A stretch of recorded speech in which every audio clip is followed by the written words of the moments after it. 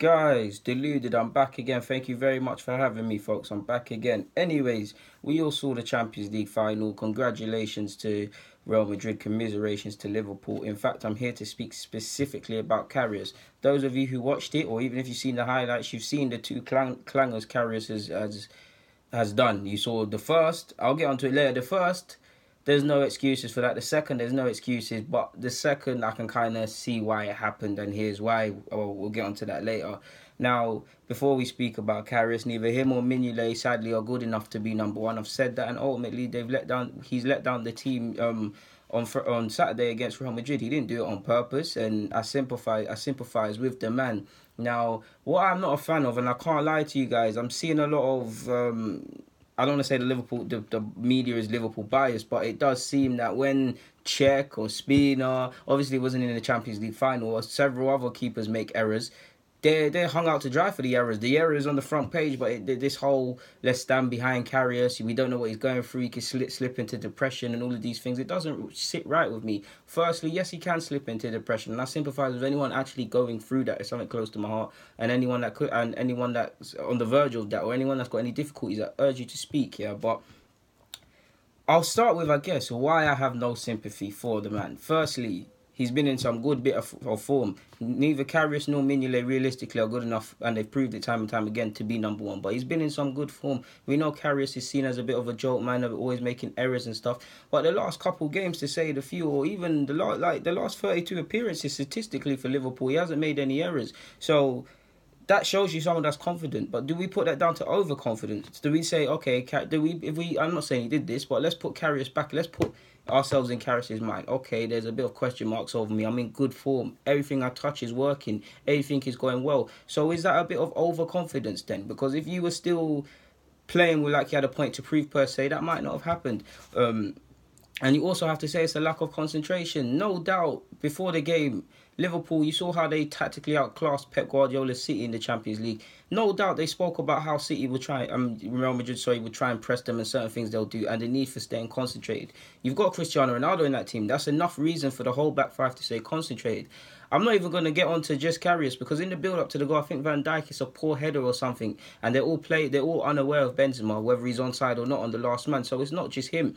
But the concentration levels, you're playing in a Champions League final, the biggest game of your life. It could be down to nerves, but the concentration needs to be there. And I'm sorry it wasn't there. I have no sympathy for the Benzema goal, because what are you doing? Do you need to critically analyse the situation and take your time? Relax. Poor throw. Benzema's laughing. He won't score an easier goal in a final than that. The second, obviously, Bale scored a fantastic goal before this, but Bale bangs it from it must be 25, 30 yards. The ball moves, keeper's trying to save it all wrong. We've seen this time and time again, and it was poor. I have a bit more sympathy for that goal. Don't get me wrong, he really should have saved that goal, He really should have saved both of them. But at least the ball swerved, and we've seen that happen to many a keeper, so we can allow him. For me, he's trying to save it all wrong, doing something like that as well. Even on the first, why are you moaning at the referee in vain? Like, you're blaming the ref. Benzema's not obstructing you. You're being silly. Like, you had many options and you decided to do that. I don't get the thought process. Now, I don't condone death threats that he's getting. People are wishing vile illnesses on my man that I don't even want to talk about. All these abuses, if you just go on his social network sites, it's not on. It's not on. That shouldn't happen. I'm all for constructive criticism and critiquing a man appropriately, because he didn't lose that final alone. I'm sure every one of them Liverpool players could have thought of situations they could have done better, but it was poor. I don't condone the abuse he's getting past the footballing stage. Now, why I sympathise with him away from football, just as a man, of course, he can think about this time and time and time again, and this can help him sink. I don't want to say help him. This could sink him into depression. So I hope he gets through that. I hope he comes out the other end. He has put something on social media. Personally, if it was me, I would have stayed quiet, because I believe silence is golden.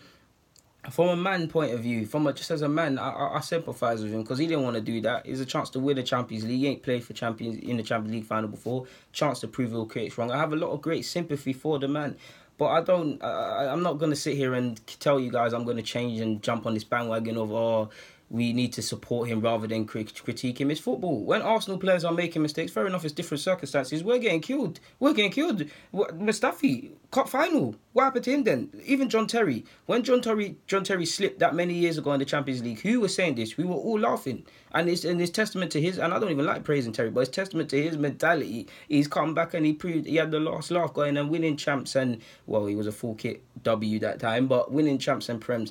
When he slipped, arguably, if we look at it, Champions League final, he's Mr. Chelsea. Arguably more, that means more to him winning it for Chelsea than Karius for Liverpool. Obviously, it's the same, but you get what I mean. He slipped. He literally messed up. He's literally, along with Anelka, he's the reason at that period in time where Chelsea didn't get their first Champions League. And that was his first it wasn't his boyhood club, but he come through the academy. Boyhood club, Mr. Chelsea. That was his first time to do it. And he slipped.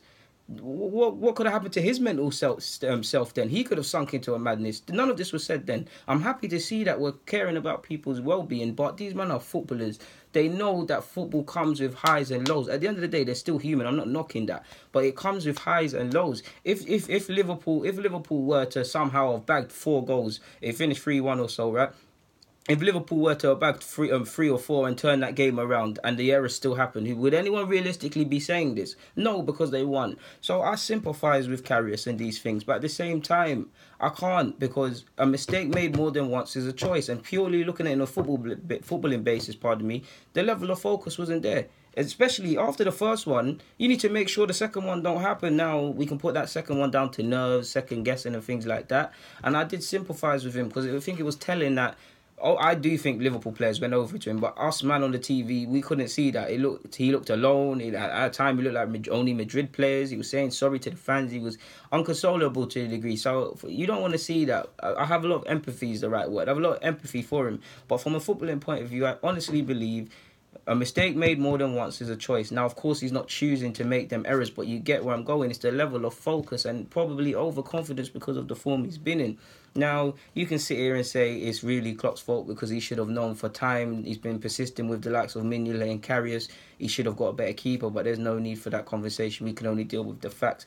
You can no doubt put your house on it. I don't want to say it's a definite because definites are never in football. They're going to look for another keeper and there's going to be a serious inquest. And if he isn't sold and he's still there in some capacity at Liverpool, it's going to take him a while to earn the manager's trust, I think, and everybody around him's trust again. The players will not get at him publicly, and that's how a team should be.